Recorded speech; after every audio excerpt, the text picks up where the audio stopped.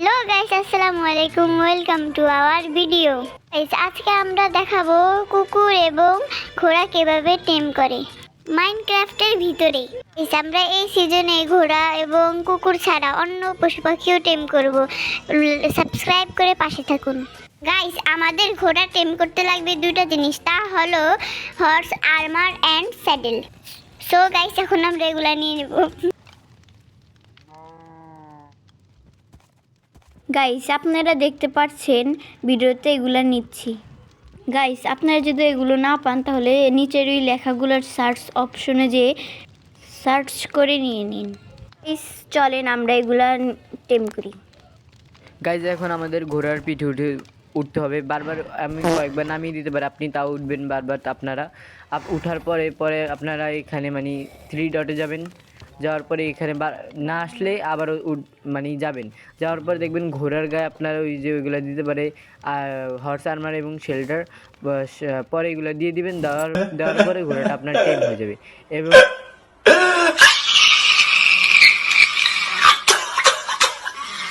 এবং আপনাদের যখন ইচ্ছা রাইড করতে পারবেন। দেখেন কত জোর तू समझा?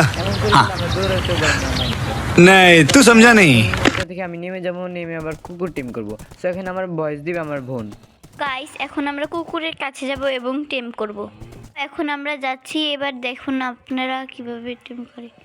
গাইজ, এখন যা যা লাগবে টেম করতে তা নিয়ে নিব। সো কুকুরকে টেম করতে প্রথমে আমাদের নাম লাগবে নেম ট্যাগ।